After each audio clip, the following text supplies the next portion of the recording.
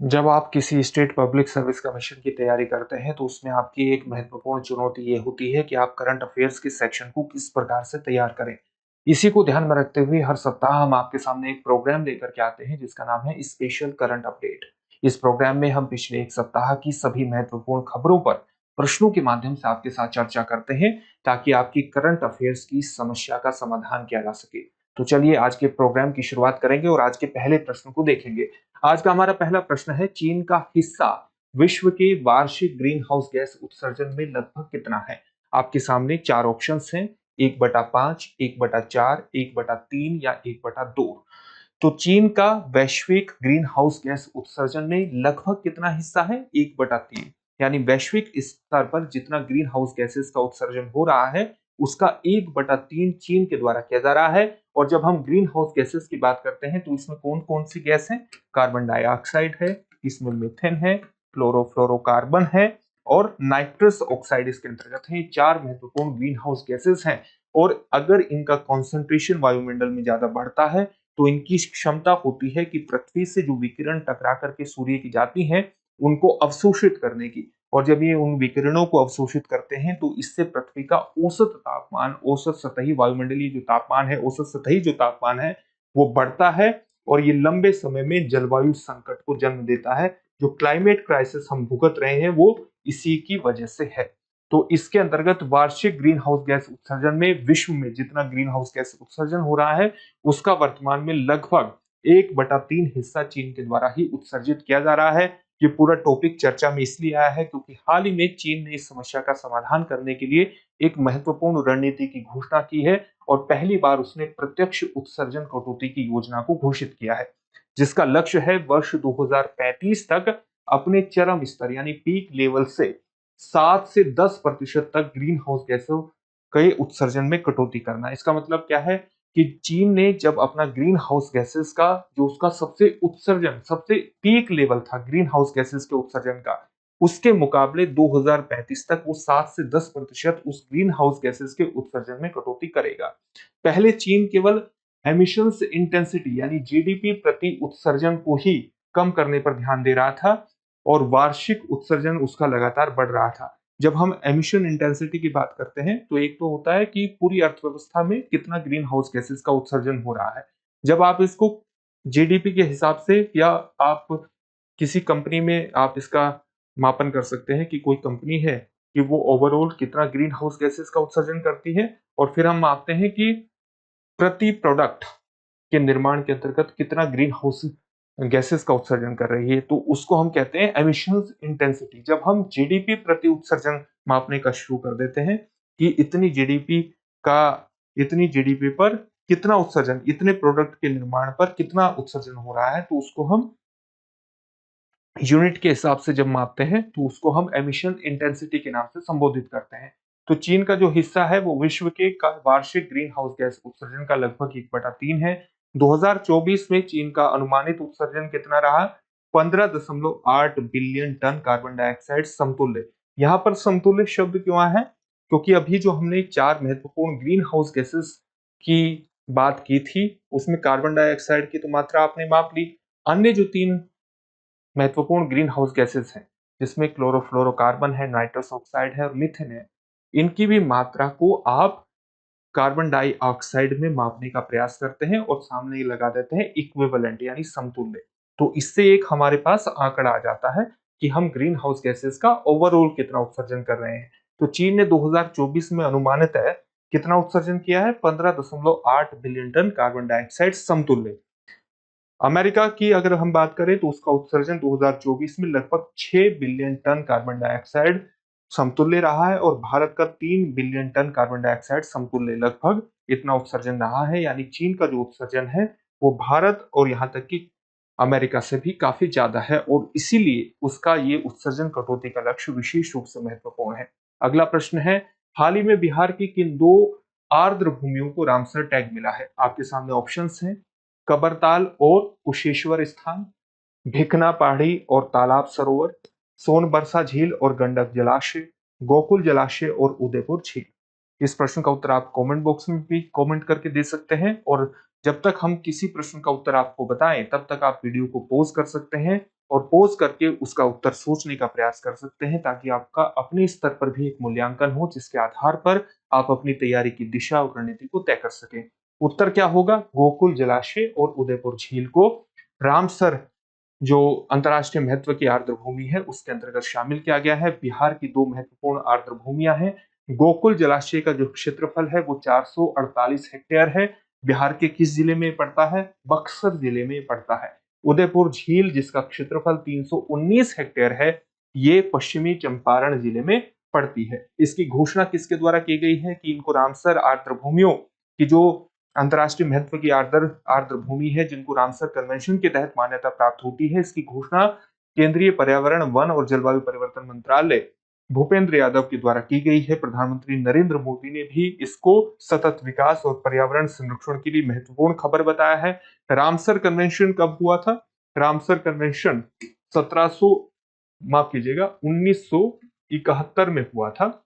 और कहां पर हुआ था? रामसर में, जो कि ईरान का एक शहर है, इसलिए इसको रामसर कन्वेंशन के नाम से जाना जाता है। ये एक अंतर्राष्ट्रीय संधि है जिसका उद्देश्य है आर्द्र भूमियों का, दुनिया भर में अंतर्राष्ट्रीय महत्व की आर्द्र भूमियों की पहचान करना, उनकी घोषणा करना, उनके संरक्षण को बढ़ावा देना, क्योंकि आर्द्र भूमियों का जैव विविधता में विशिष्ट महत्व है और कार्बन सिंक के अंतर्गत भी इनका महत्वपूर्ण इनका योगदान है। कार्बन सिंक का मतलब क्या है कि जो वायुमंडल में जो कार्बन डाइऑक्साइड है, जो ग्रीन हाउस गैसेस है, इनका ये अवशोषण करने में सक्षम है आर्द्र भूमियां। और जब ये उनका अवशोषण करती हैं तो इससे उनका कॉन्सेंट्रेशन, जो कार्बन डाइऑक्साइड है उसका कॉन्सेंट्रेशन क्या होता है? वायुमंडल में कमजोर होता है। और जब वायुमंडल में उनका कॉन्सेंट्रेशन कमजोर होता है तो जो वैश्विक भूतापन की समस्या है उससे निपटने में मदद मिलती है। इसलिए जलवायु परिवर्तन के संकट को कम करने में भी आर्द्र भूमियों की विशिष्ट भूमिका है। और इसी के अंतर्गत रामसर कन्वेंशन की विशिष्ट भूमिका स्थापित हो जाती है। भारत इस कन्वेंशन से फरवरी 1982 में जुड़ा था। रामसर कन्वेंशन का जो मुख्यालय है वो स्विट्जरलैंड के ग्लैंड में स्थित है। और भारत में इन दो स्थलों को शामिल करने से अब भारत में रामसर स्थलों की संख्या कितनी हो गई है? 93 हो गई है, जो कि कितने क्षेत्रफल में फैले हैं? 13,60,719 हेक्टेयर क्षेत्रफल में फैले हैं। अगला प्रश्न है, भारत का कोल्ड डेजर्ट बायोस्फीयर रिजर्व कहां पर स्थित है? आपके सामने ऑप्शंस हैं, जम्मू एंड कश्मीर, हिमाचल प्रदेश, लद्दाख केंद्र शासित प्रदेश या उत्तराखंड। सही उत्तर क्या होगा? सही उत्तर होगा हिमाचल प्रदेश। ये पूरा टॉपिक चर्चा में क्यों आया है? ये टॉपिक भी चर्चा में इसलिए आया है क्योंकि जो यूनेस्को का एक world network of biosphere reserve है, मेंस एंड बायोस्फीयर रिजर्व का जो पूरा प्रोग्राम है, उसके अंतर्गत इस बायोस्फीयर रिजर्व को किसमें शामिल कर लिया गया है?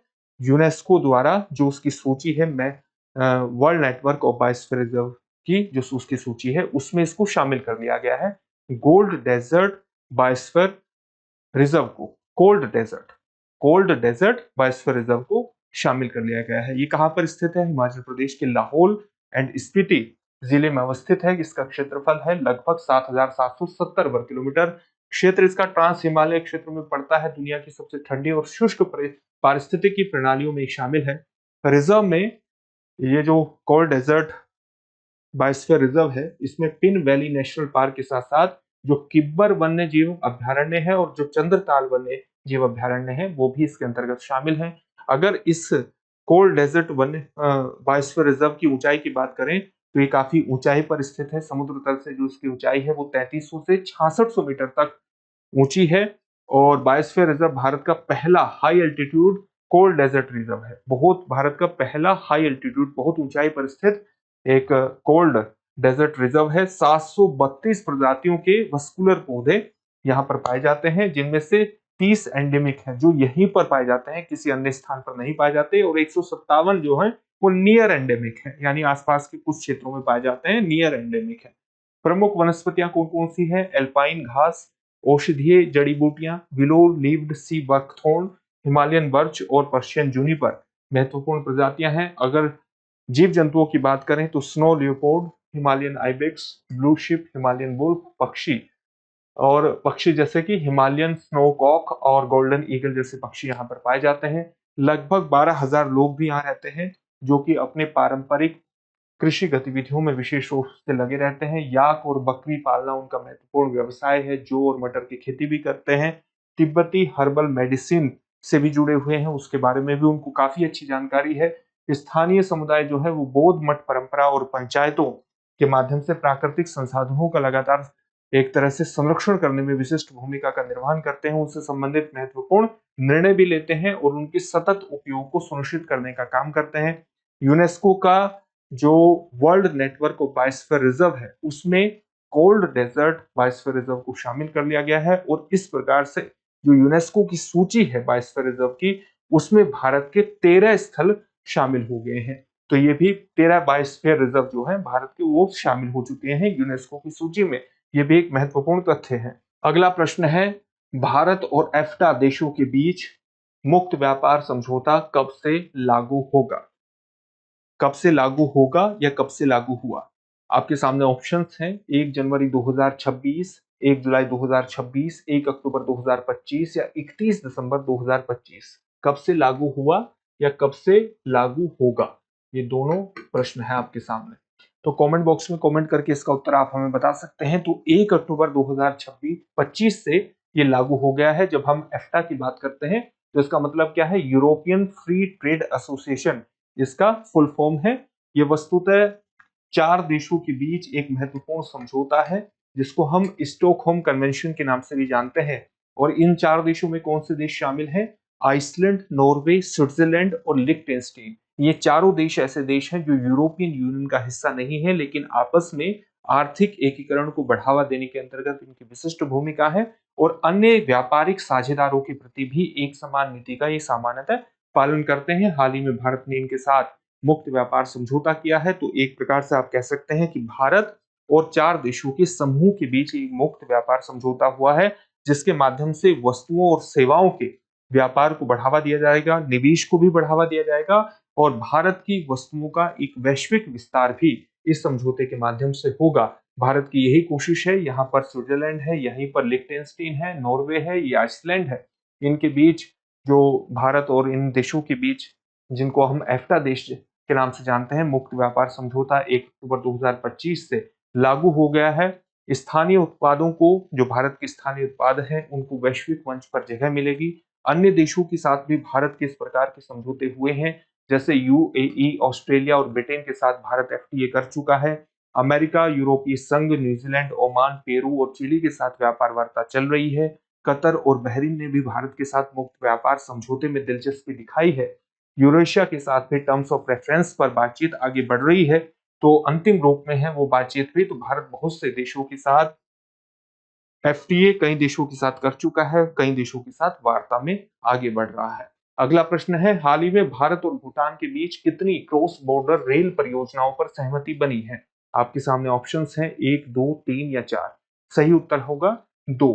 तो इन रेल परियोजनाओं के बारे में बात कर लेते हैं। 2 रेल परियोजनाओं पर ये सहमति बनी है। एक जो है रेल लिंक कैसे स्टेब्लिश किया जाएगा, असम के कोकराझार से लेकर के गेलेफू, जो कि भूटान में स्थित है, और दूसरा पश्चिम बंगाल के बानरहाट से लेकर के सामसे तक, जो कि भूटान में स्थित है। तो इसकी कुल लागत कितनी होगी? क्रॉस बॉर्डर लिंक परियोजना होगी, रेल लिंक परियोजना, कुल लागत होगी 4033 करोड़ रुपए। और दोनों रेल परियोजनाएं भूटान के 2 महत्वपूर्ण शहर, एक का नाम है गेलेफू, एक का है सामसे, उनको भारत से जोड़ने का काम करेगी। रेल लिंक भारतीय नेटवर्क से किस प्रकार से जुड़ेंगे? जैसे कोकराझार जो कि असम में स्थित है, वो गेलेफू से जुड़ेगा, और बानरहाट जो कि पश्चिम बंगाल में स्थित है, वो सामसे तक जोड़ा जाएगा। जो कोकराझार गेलेफू रेल मार्ग है, इसकी जो लंबाई है वो 69 किलोमीटर है और उस पर लागत होगी 3456 करोड़ रुपए की। और जो बानरहाट सामसे रेल लाइन है, ये 20 किलोमीटर लंबी है और इस पर खर्च होगा 577 करोड़ रुपए। पूरी निवेश जो है, इसका पूरा का पूरा निवेश भारत के द्वारा वहन किया जाएगा और भारत और भूटान के बीच ही महत्वपूर्ण पहली रेल कनेक्टिविटी परियोजना होगी। अगला प्रश्न है, एनसीआरबी के अनुसार वर्ष 2023 में सड़क दुर्घटनाओं का सबसे बड़ा कारण कौन सा पाया गया? आपके सामने ऑप्शंस हैं, शराब पीकर गाड़ी चलाना, खराब मौसम, ओवर स्पीडिंग यानी तेज रफ्तार, या जानवरों का सड़क पार करना। इसका सही उत्तर क्या होगा? Over speeding. हाल ही में एनसीआरबी यानी नेशनल क्राइम रिकॉर्ड ब्यूरो की सड़क दुर्घटनाओं पर एक महत्वपूर्ण रिपोर्ट आई है। उसके माध्यम से हमें ये पता चलता है कि भारत में जो टोटल सड़क दुर्घटनाएं वर्ष 2023 में हुई है, उनकी संख्या है 4,64,029 सड़क दुर्घटनाएं हैं। और इन सड़क दुर्घटनाओं में ये जो सड़क दुर्घटनाएं हैं ये 2022 की तुलना में 17,261 अधिक संख्या में है। इनमें मृतकों की संख्या कितनी रही है? 1,73,826 लोग इनमें गुजरे हैं और जो कि 2022 की तुलना में 2,726 अधिक है, यानी 1.6% की वृद्धि मृतकों में देखने को मिली है। कुल घायल कितने हैं? 4.47 लाख लोग इसमें घायल हुए हैं। अगर आप ये देखें कि किन वजहों से, किन कारणों से ये दुर्घटनाएं सबसे अधिक हुई हैं, तो आप उसमें देखेंगे कि ओवर स्पीडिंग इसका सबसे बड़ा कारण है।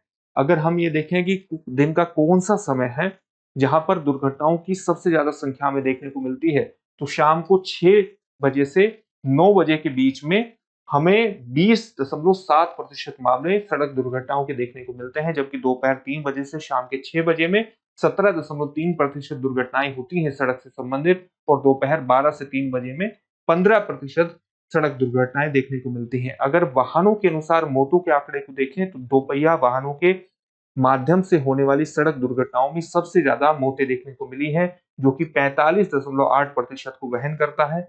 पैदल यात्रियों की भी मौतों का आंकड़ा काफी ज्यादा है, जो कि टोटल हुई मौतों का 15.9% वहन करता है और एसयूवी, कार या जीप के माध्यम से होने वाली सड़क दुर्घटनाओं में भी काफी लोग मारे गए हैं, जो कि टोटल मारे गए लोगों का 14.3% वहन करता है। अगर हम राज्य अनुसार ये देखें कि दोपहिया वाहनों के माध्यम से कहां पर सबसे ज्यादा मौतें हुई हैं, तो तमिलनाडु और उत्तर प्रदेश में हुई है। अगर एसयूवी, कार या जीप दुर्घटनाओं के माध्यम से होने वाली मौतों का आंकड़ा देखें तो उत्तर प्रदेश में इन वाहनों से सबसे ज्यादा मौतें हुई हैं, जो कि टोटल होने वाली मौतों का 19.2% वहन करता है। जो कि एसयूवी, कार और जीप से होने वाली दुर्घटनाएं हैं वो सबसे ज्यादा उत्तर प्रदेश में हुई हैं और इन वाहनों से होने वाली जो मौतें हैं उनका 19% उत्तर प्रदेश वहन करता है, 19.2%। इसी प्रकार से ट्रक, लोरी या मिनी ट्रक से होने वाली सड़क दुर्घटनाएं भी सबसे ज्यादा उत्तर प्रदेश में ही हुई हैं और इनसे इनसे होने वाली सड़क दुर्घटनाओं में सबसे ज्यादा मौतें उत्तर प्रदेश में हुई हैं, जो कि इन वाहनों से होने वाली दुर्घटनाओं में मौतों के 29.9% को वहन करता है। दुर्घटनाओं का सबसे बड़ा कारण है तेज रफ्तार, जो कि 58.6% मौतों के लिए जिम्मेदार है। लापरवाह ओवरटेकिंग ड्राइविंग के माध्यम से टोटल कुल मिलाकर के 23.6% मौतें हमें देखने को मिलती हैं। खराब मौसम, शराब, नशा या पशुओं का पार करना सड़क, उस दौरान भी 2.8% मौतें टोटल मौतों में से हमें देखने को मिलती हैं। तो ये कुछ महत्वपूर्ण आंकड़े हैं और इनके आंकड़ों के आधार पर सरकार अपने नीतियों को निर्धारित कर सकती है, देख सकती है कि अगर दोपहिया वाहनों के माध्यम से सबसे ज्यादा एक्सीडेंट और मौतें देखने को मिल रही हैं, तो दोपहिया वाहनों की सड़क पर सुरक्षा को सुनिश्चित करने के लिए एक लेन उन्हीं की निर्धारित कर दे जहां पर किसी अन्य वाहन का प्रवेश वर्जित हो। अगला प्रश्न, इस प्रकार की नीतियां बनाई जा सकती है। अगला प्रश्न देखते हैं। अक्टूबर 2025 की आरबीआई यानी रिजर्व बैंक ऑफ इंडिया की जो मॉनेटरी पॉलिसी कमेटी की बैठक है उसमें रेपो रेट में क्या बदलाव किया गया? आपके सामने ऑप्शंस क्या है? रेपो रेट को 5.50% से बढ़ाकर 5.75% कर दिया गया, 5.50% से घटाकर 5.25% कर दिया गया, या 5.50% पर कोई बदलाव नहीं किया गया, उतनी ही रखी गई, या 6% से घटा करके रेपो रेट को 5.5% कर दिया गया। तो उत्तर क्या है? कोई बदलाव नहीं किया गया। जब हम रेपो रेट की बात करते हैं तो उसका मतलब क्या है? रेपो रेट, रेपो रेट वो दर है जिस पर भारतीय रिजर्व बैंक आरबीआई अन्य जो कॉमर्शियल बैंक्स हैं, जो वाणिज्यिक बैंक हैं, उनको धन उधार देता है। तो अगर मान लिया 100 रुपए देता है तो इस पर जितना ब्याज वाणिज्यिक बैंक आरबीआई को देंगे वो क्या हम कहलाएंगे, जिस जिस प्रतिशत से ब्याज देंगे वो क्या कहलाएगा? Repo rate. मान लिया 5% ब्याज देना होगा तो 100 रुपए पे 5 रुपए देना होगा, तो ये जो 5% है ये रेपो रेट कहलाता है। तो अगर रेपो रेट बढ़ता है तो इसका सीधा सा मतलब है कि कॉमर्शियल बैंक अपनी ब्याज दरों को बढ़ाएंगे। ब्याज दरों को बढ़ाएंगे तो लोग इनसे लोन या अन्य प्रकार का जो धन है वो कम लेंगे। इससे निवेश बाजार बाजार में पैसा कम आएगा, निवेश कम होगा। निवेश कम होगा तो अलग अलग आर्थिक गतिविधियां क्या होंगी? सिकुड़ेंगी सिकुड़ेंगी और बाजार में पैसे का प्रवाह कम होने से रोजगार की भी कम दशाएं उत्पन्न होगी, आर्थिक गतिविधियां इससे संकुचित हो सकती हैं। लेकिन महंगाई पर इससे नियंत्रण लगेगा। इसी प्रकार से अगर आर्थिक समृद्धि को बढ़ावा देना है तो हम क्या करते हैं, ब्याज दरों को कम कर लेते हैं। इससे कॉमर्शियल बैंक्स की ताकत बढ़ जाती है उधार देने की। कम ब्याज दरों पर ज्यादा मार्केट में पैसा आता है, निवेश बढ़ता है, आर्थिक गतिविधियों का विस्तार होता है, रोजगार का विस्तार होता है, आर्थिक समृद्धि की एक संपूर्ण दशाओं का निर्माण होता है। तो रेपो रेट का यही महत्व है और इसका जो निर्णय है वो आरबीआई की मॉनेटरी पॉलिसी कमेटी के द्वारा लिया जाता है। तो आरबीआई के गवर्नर हैं संजय मल्होत्रा।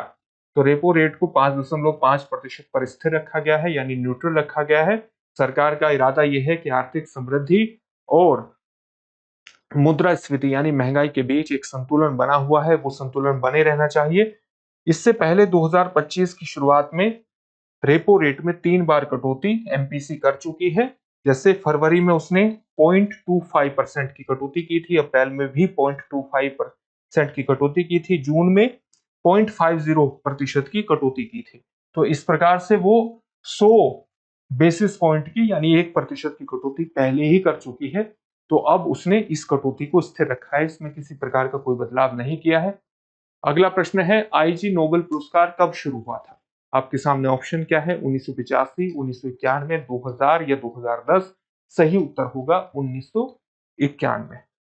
तो इसकी शुरुआत हुई थी 1991 में। 1991 में ये क्यों दिया जाता है, किसके द्वारा दिया जाता है, इसको जान लेते हैं। और वर्त ये भारत में किसको प्रदान किया गया है, भारत की तरफ से वर्ष 2025 में किसको प्रदान किया गया है? इसकी शुरुआत 1991 में हुई थी। साइंस ह्यूमर मैगजीन के एनल्स ऑफ इम्प्रोबेबल रिसर्च द्वारा ये शुरू किया गया था। उद्देश्य है ऐसी रिसर्च को पुरस्कृत किया जाए, सम्मान दिया जाए जो अजीबो गरीब लगती है लेकिन विज्ञान के मुद्दों को उजागर करने में वो सक्षम होती है। ये पुरस्कार नोबेल का मजेदार और हल्का संस्करण भी माना जाता है। और इस साल ये पुरस्कार शिव नादर यूनिवर्सिटी के असिस्टेंट प्रोफेसर विकास कुमार और उनके स्टूडेंट सार्थक मित्तल को दिया गया है। क्यों दिया गया है? क्योंकि उन्होंने जूतों से आने वाली बदबू को खत्म करने के लिए अल्ट्रा वायलेट लैंप वाला खास शू रैक डिजाइन किया था और इंजीनियरिंग और डिजाइन कैटेगरी में ही इनको ये पुरस्कार दिया गया है।